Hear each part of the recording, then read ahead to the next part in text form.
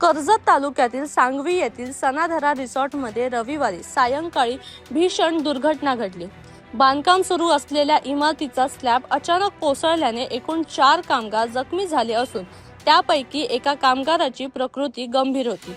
प्राथमिक माहितीनुसार सायंकाळी 5:30च्या सुमारास ही घटना घडली। त्यावेळी वेल्डिंगचे काम करणारा मनोज नावाचा कामगार 3ऱ्या मजल्यावर काम करत असताना स्लॅब कोसळल्याने तो थेट खाली पडला। लोखंडी बीममध्ये त्याचा पाय अडकल्याने तो ढिगाऱ्याखाली अडकून पडला। घटनेची माहिती मिळताच खोपोली येथील हेल्थ फाउंडेशनचे गुरुनाथ साठेलकर आणि त्यांच्या रेस्क्यू पथकाने तातडीने घटनास्थळी धाव घेतली। अत्यंत धोकादायक परिस्थितीत जवळपास 5 तास अथक प्रयत्न करून पथकाने मनोज याला सुखरूप बाहेर काढले।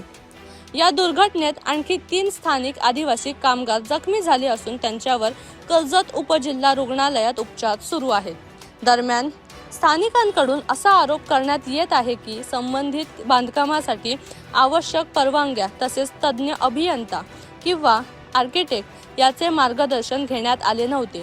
मात्र या दाव्याबाबत अधिकृत पुष्टी झालेली नाही। घटनेची माहिती मिळताच कर्जत पोलीस ठाण्याचे पोलीस उपनिरीक्षक किरण नवले, अनिल सोनवले आणि त्यांच्या पथकाने घटनास्थळी धाव घेतली। या दुर्दैवी घटनेमागील नेमके कारण काय आहे तसेच बांधकाम नियमांचे उल्लंघन झाले होते का याचा तपास पोलीस करत आहेत।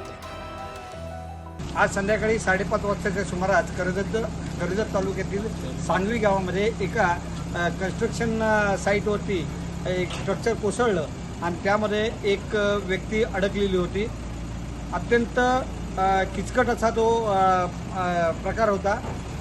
संपूर्ण स्ट्रक्चर किंबहुना 2 मजले त्या व्यक्तीच्या अंगावर पडले होते आणि पूर्ण फॅब्रिकेटेड स्ट्रक्चर होतं। आम्ही खोपोलीहून आलो। खोपोलीहून आमची हेल्थ फाउंडेशनची टीम, त्यानंतर कर्जतचे आमचे rescuer, Karjat fire brigade, Khopoli fire brigade अशा सर्वांनी मिळून आणि इकडं स्थानिकांच्या मदतीनं अत्यंत कुशलतेने बराच वेळ गेला, परंतु त्या व्यक्तीला सुखरूप बाहेर काढून आम्ही त्याला पनवेलला उपचारासाठी पाठवलेलं आहे आणि जवळजवळ 5 ते 5.5 तास ही मोहीम चालली।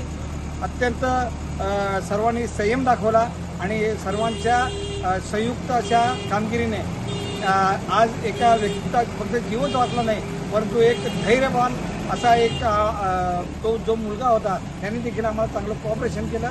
त्यामुळे आम्ही आज सक्सेस झालो। त्यामुळे आम्हाला सर्वांना आनंद झालेला आहे। धन्यवाद।